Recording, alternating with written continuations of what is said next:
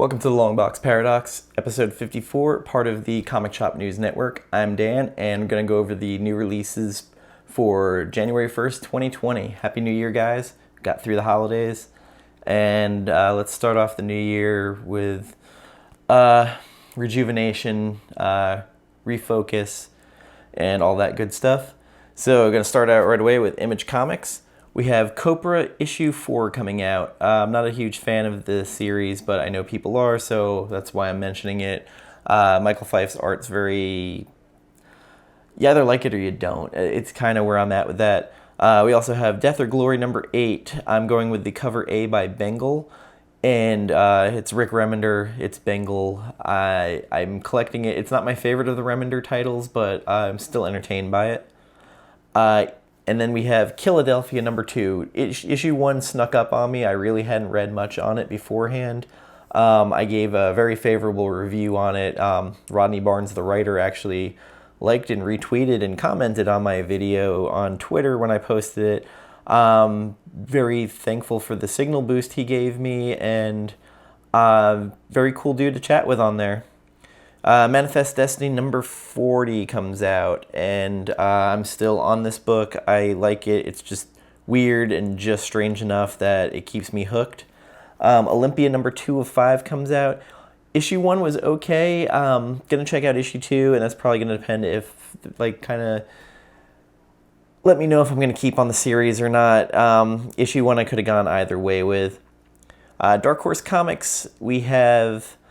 not much for me. Grendel Devil's Odyssey number 3 of 8 comes out. It's been kind of a weird book for Grendel, but I do like Grendel Prime, so that's keeping me in it, and the visiting different worlds is interesting. I'm going with the A cover by Matt Wagner. There is a B cover by Schade.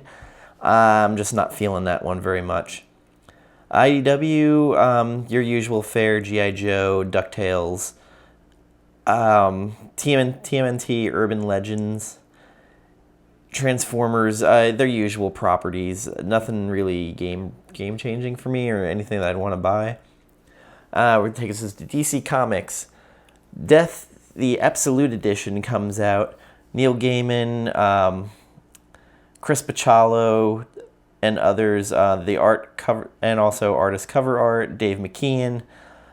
I love Death. The whole Neil Gaiman, those early Sandman and Death issues are fantastic. Totally worth picking up. $100 price point. Usually you can find it a little bit cheaper either through your LCS or going through different wholesale graphic novel sellers. I think it's going to be a pickup for me. I might not pick it up right away, but I'm there for it. Action Comics number 1018. It's all about the cardstock Delato variant. I'm really digging that cover, and it's the one worth picking up for me.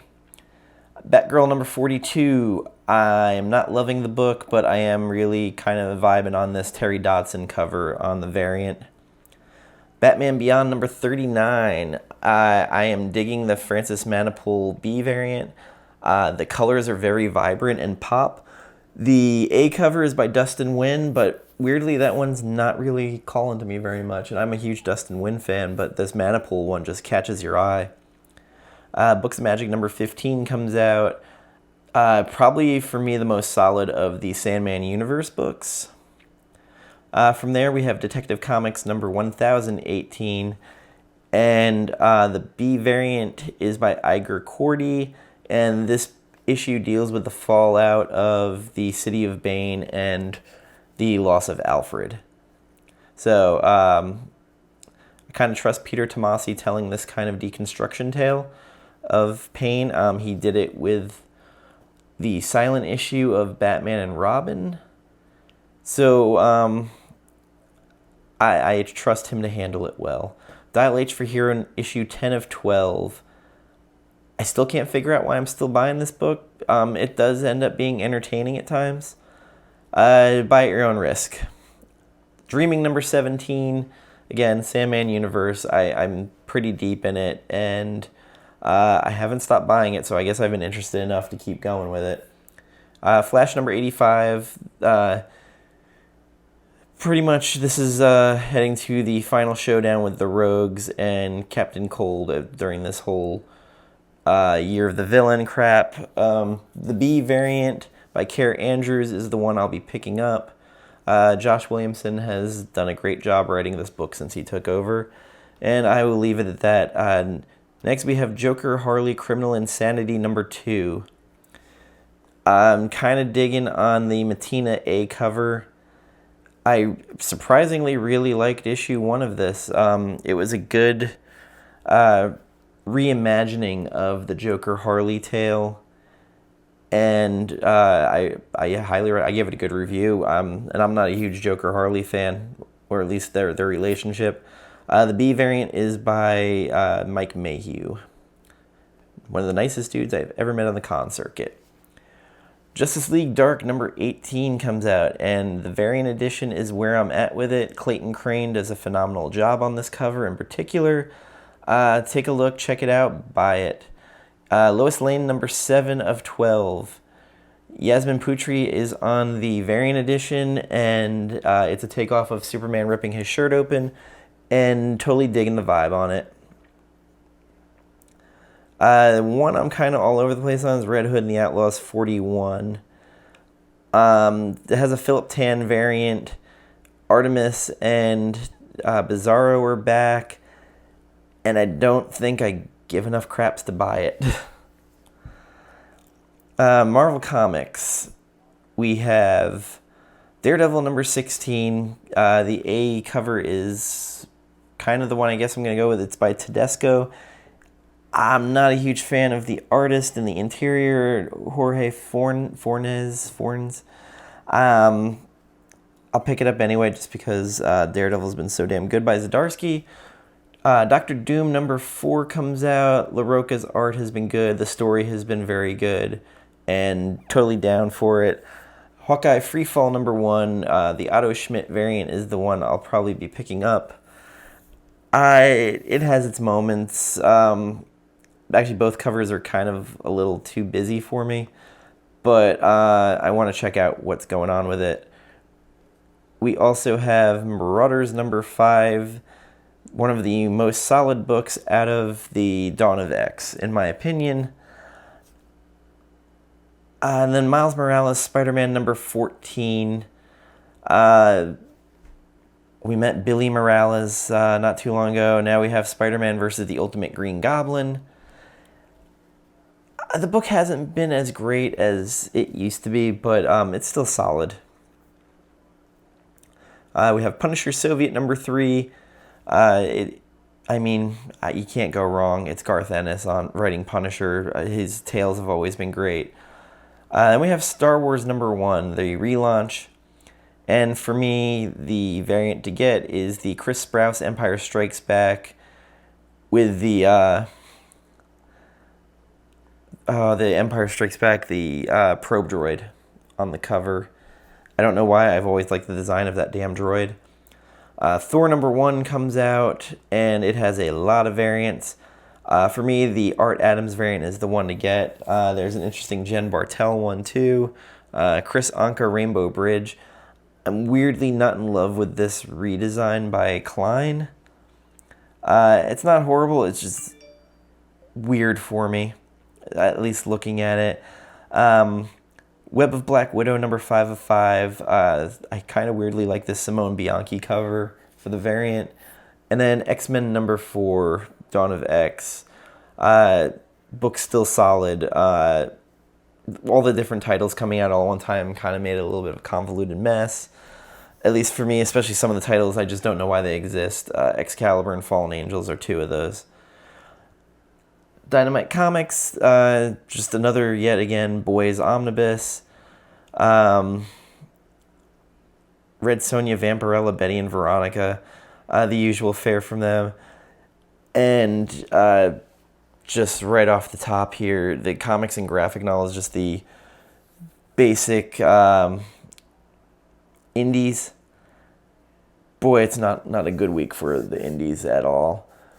So that is the new releases. It's fairly heavy, but not as heavy as the week before. I'd like to thank everybody for joining me in this preview for the new year of comics.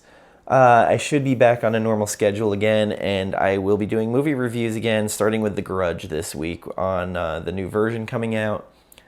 So, think what I've come to with doing the movie reviews is I'm just not going to import clips into it, or if I do, it's going to be the bare minimum. I might even go to more of a live stream version of it, just to kind of take that out of the equation, just so I don't have to deal with all the content ID claims, the false content ID claims. It's a headache I just don't want to deal with, but I still want to talk about movies. So I think that's going to be my in-between state on that.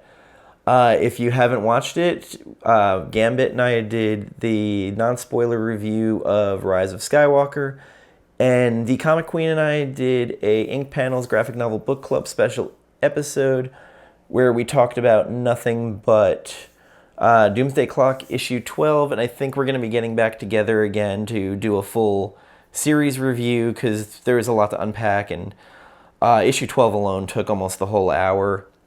So we'll probably have that coming up. Gambit and I will be doing a book club episode for Lobo. We're still trying to work out the logistics on that because it originally was supposed to happen, and I had a lot of personal life issues come up all at the same time. So we kind of, he gave me the okay to kind of take a break on that, and I appreciate him doing that. As always, make sure before you go out on the hunt, check for anything you might need. Check some of the spec sites to see what might be popping. Check eBay sales if you're speccing. And most of all, go in with a number in your head of, I know this is a 1 in 25 variant. What am I willing to pay? And what do I think I can get this retailer to go with on me? Because sometimes you can get a 1 in 25 for like 15, which isn't bad.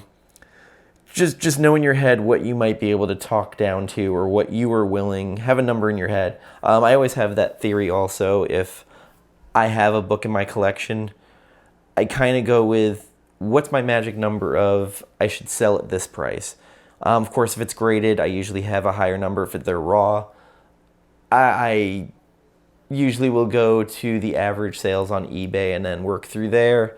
And if it's selling a lot of them, I'll put the price up a little bit. But I have in my head that I'm going to make an offer, and I'll accept the medium offer. One of the weird things I just started developing a system on as I was selling more and more. Again, with that being said, thank you for joining me. I appreciate all of you, your time watching it and interacting. And to everybody that subscribed, I appreciate the hell out of you. Thank you. Good night. Goodbye.